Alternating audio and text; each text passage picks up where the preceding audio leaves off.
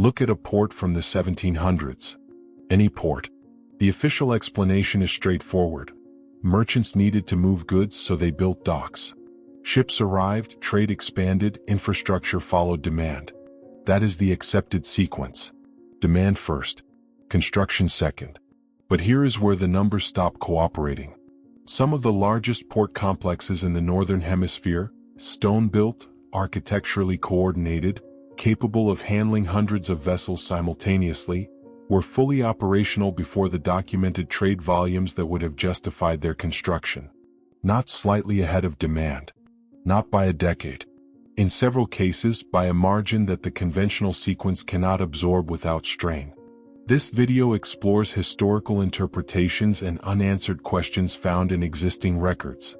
It does not present definitive conclusions.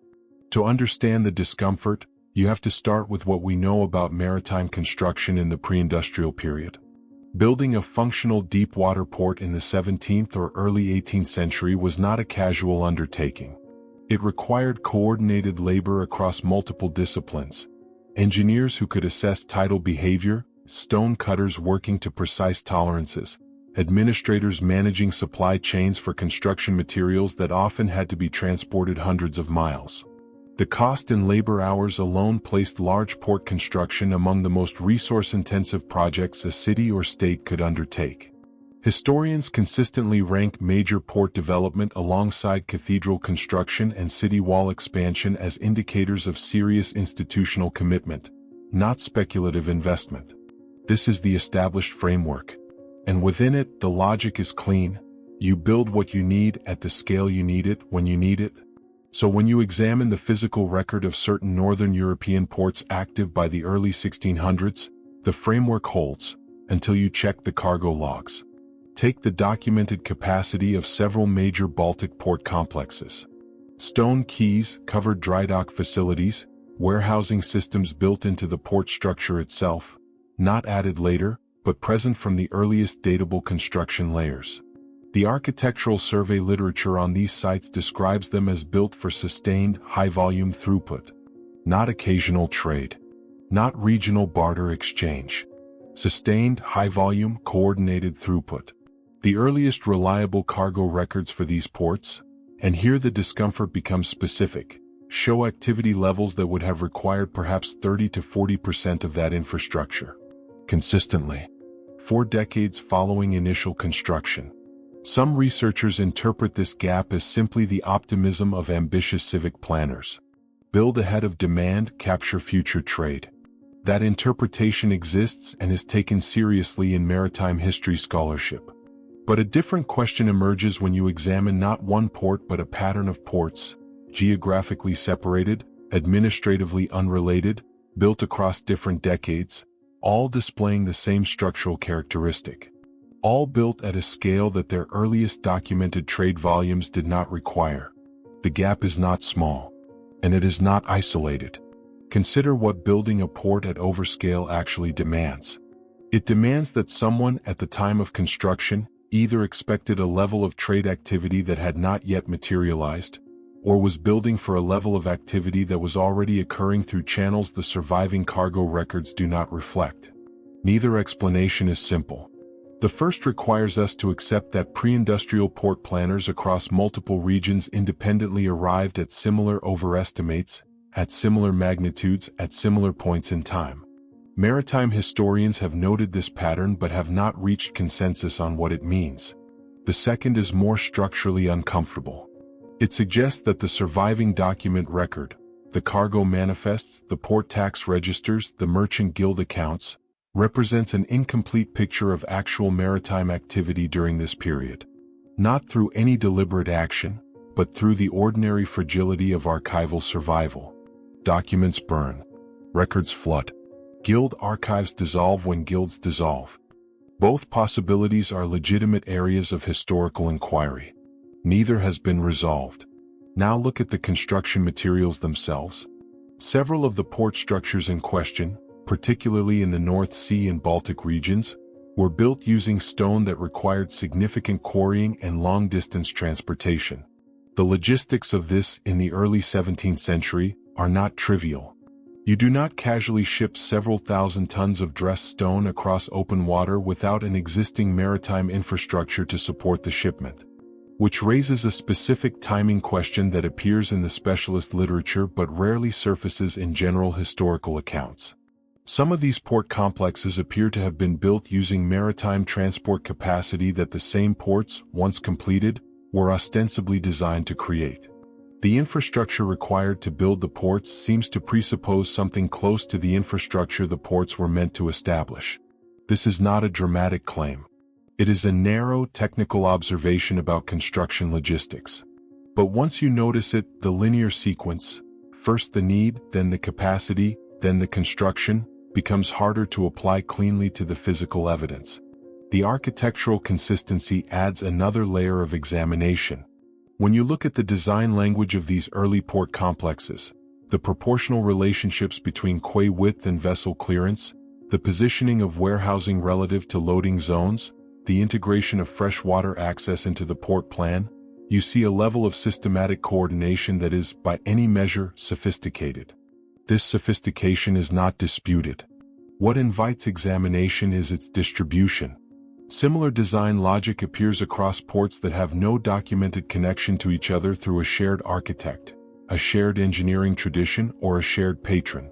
The design coherence exists across sites where, according to the surviving record, no coherence should necessarily be expected. Some researchers attribute this to the independent development of practical maritime engineering logic, similar problems producing similar solutions. That is a reasonable hypothesis with genuine explanatory power. Others point to the consistency itself as a question. If the solutions are identical in their specifics, not merely similar in their general logic, then the independence of their development becomes a harder claim to sustain. The port at the edge of the map looks like the port on the opposite edge of the map. Not approximately. Specifically. The scale was there before the ships that needed it. The materials arrived before the infrastructure that would have moved them. The design was consistent before the network that would have shared it. Each of these observations has an explanation. The explanations are not unreasonable. But they accumulate, and what they accumulate into is a sequence that does not quite sit flat against the timeline we have been given. And that is before you look at what was built inland connecting to these ports at exactly the same moment. That detail matters more than it might initially appear. A port without inland connectivity is a collection point, not a system.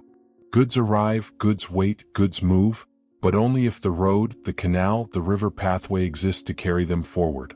In modern infrastructure planning, this is understood as a network problem. You do not build the terminal before you build the line. You do not build the line before you have modeled the demand that will use it.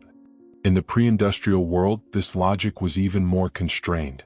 Inland road construction was slow, expensive, and politically complicated. Canal systems required sustained institutional commitment across decades. River improvement projects demanded engineering knowledge, capital, and the kind of long-term administrative continuity that was genuinely rare in the fragmented political landscape of 17th and 18th century Europe. So when historians examine the inland infrastructure connecting to these oversized port complexes, the expectation is that it would lag behind. Build the port, then work inward. Demand flows from the coast toward the interior. Infrastructure follows. The expectation does not match the record. In multiple cases, again not one, not isolated, the inland connective infrastructure appears contemporaneous with the port construction itself. Canal systems whose earliest datable engineering features align with the port complexes they feed. Road networks whose stone foundations, where they survive for physical examination, show no evidence of the staged, incremental construction that characterizes infrastructure built in response to growing demand. They appear in the physical record complete. Not completed. Complete. As in, built to a finished standard from their earliest surviving layer. This distinction surfaces in civil engineering archaeology literature with some regularity, and the response from mainstream scholarship is typically measured. Early builders sometimes constructed to high standards when they had the resources and the institutional stability to do so. This is true. It is documented in other contexts. It is a legitimate interpretive framework. But the question that follows from it is one of resource origin. Building simultaneously, port and inland network, coast and interior, terminal and line, at a scale ahead of documented demand, requires a concentration of coordinated resources that the surviving administrative record of these regions does not fully account for. The budget is not always visible. The labor mobilization is not always recorded. The institutional authority directing the project is not always named. Some researchers describe this as ordinary archival attrition. Records from this period are incomplete by default.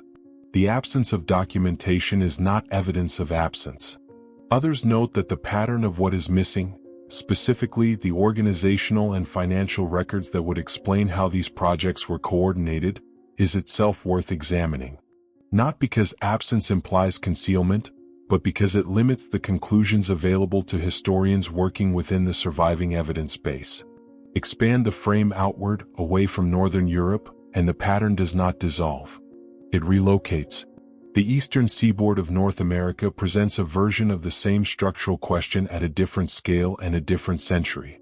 Port complexes established in the colonial period, Boston, Philadelphia, Charleston, show in their earliest physical infrastructure a level of engineering ambition that sits uncomfortably against the population figures and documented trade volumes of their founding decades.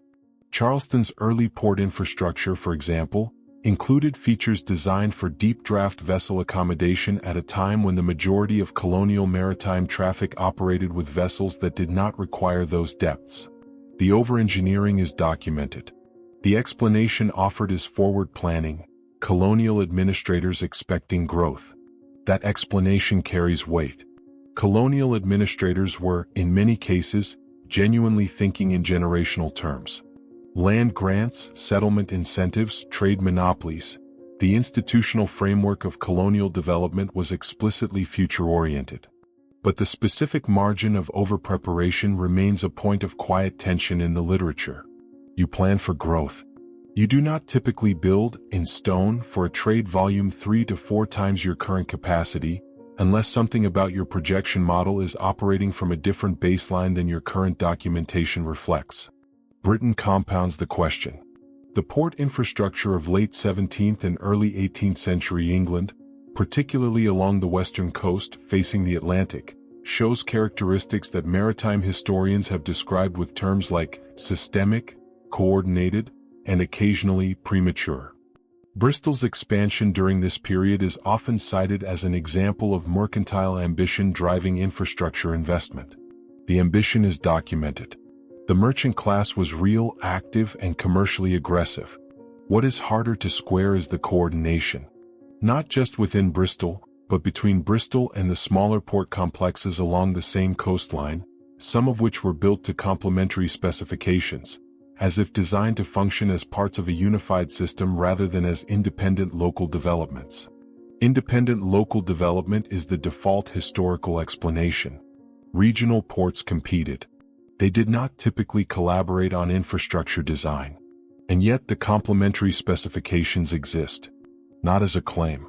As a physical measurement available in the architectural survey record. Infrastructure before demand. Coordination before documented coordination. Completion before the process of building is fully visible in the archive.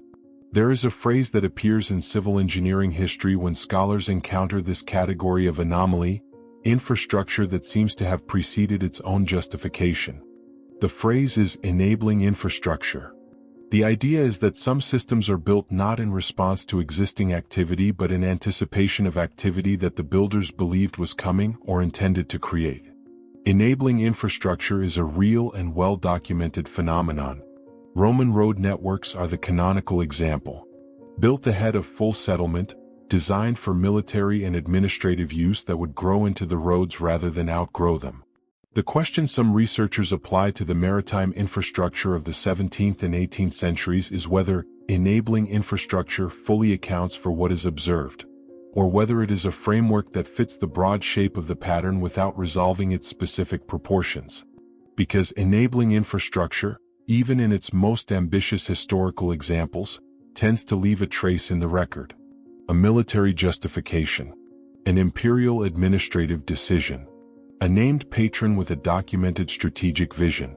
The maritime port complexes under examination here leave thinner traces than the infrastructure they produced.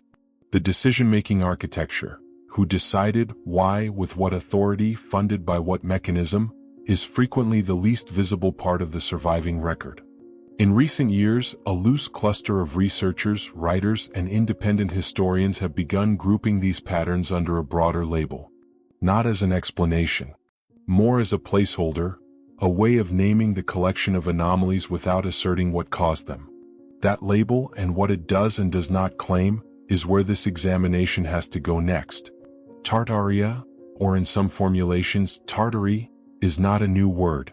It appears in historical maps, European geographic literature, and diplomatic correspondence stretching back several centuries.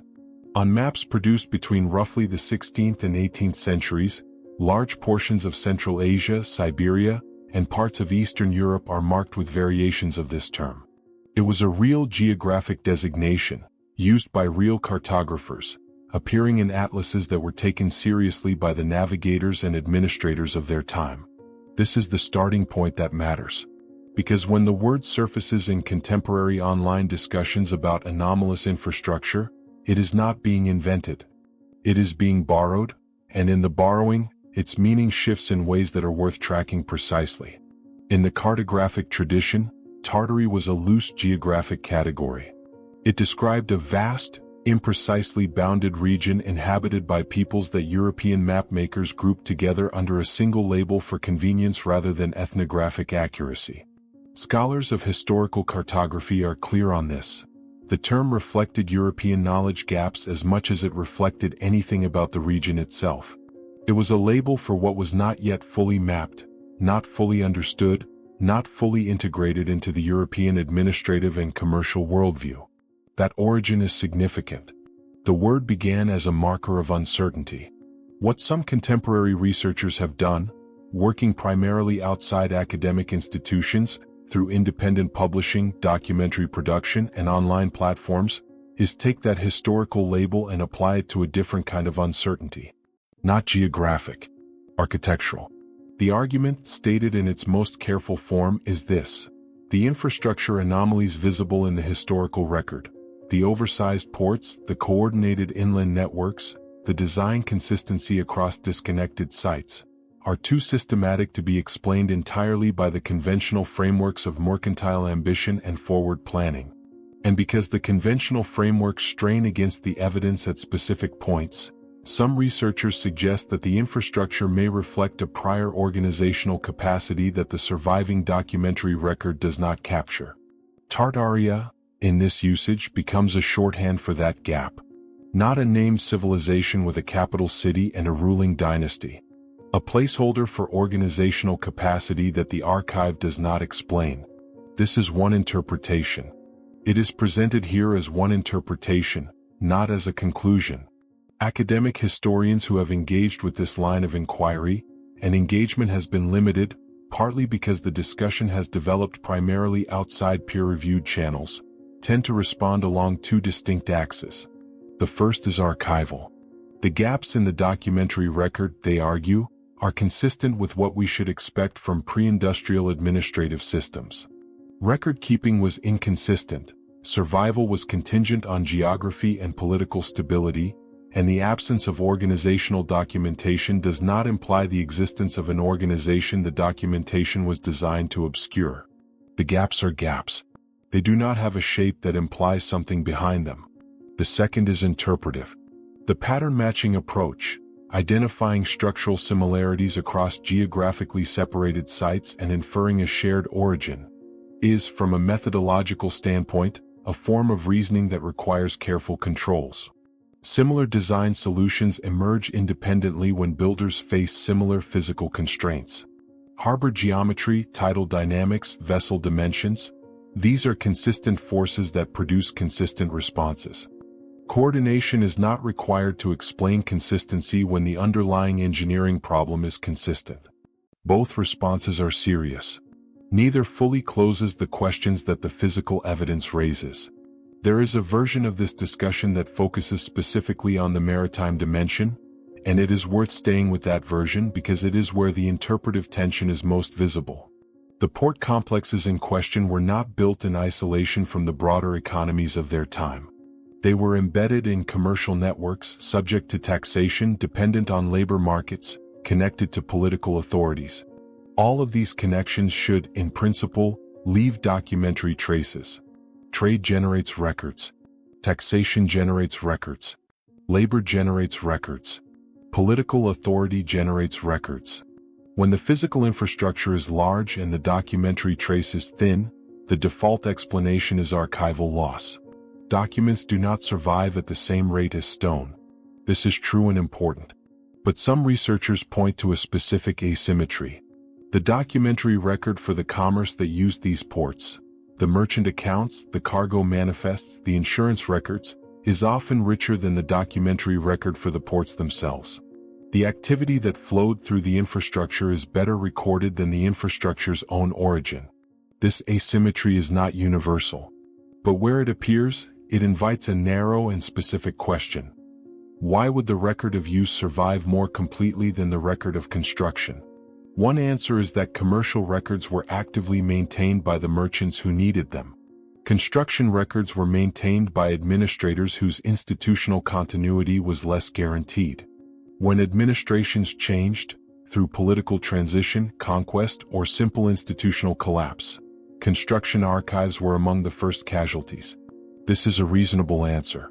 It is also an answer that, in explaining the asymmetry, quietly acknowledges that significant institutional structures existed, operated, and then ceased to operate in ways the surviving record does not fully narrate. The Tartaria label, in its most responsible usage, points at exactly that acknowledgement. Not at a hidden empire. Not at an erased civilization.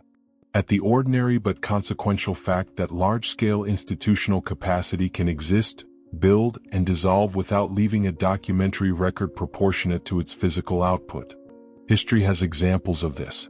The organizational structures behind some of the largest Roman infrastructure projects are poorly documented relative to the infrastructure itself. The administrative apparatus that coordinated certain medieval cathedral building campaigns is known in outline but not in operational detail. The question is whether the maritime infrastructure anomalies of the 17th and 18th centuries belong in that category, large projects whose organizational origins are simply underlighted in the archive, or whether they represent something the existing categories do not yet have precise language for. Some researchers say the former. The anomalies are real but explicable within existing frameworks, once the frameworks are applied with sufficient patience and granular archival work. Others say the latter. Not that the explanation is supernatural or conspiratorial, that the explanation has not yet been found, and that the label Tartaria is a way of holding open the space where the explanation should be, without prematurely filling it with a conclusion. What the physical record of these ports contains is stone. Engineered stone, placed with precision, at a scale that preceded the documentation of the need for it. The stone does not argue. It does not claim. It simply remains at dimensions that the earliest recorded users did not fully require. Whether that gap between scale and use reflects ambitious planning, incomplete archives, or something the discipline of maritime history has not yet fully named, that question sits in the record unresolved. The ports were built. The ships eventually came. What was expected in between is the part the documents do not clearly show.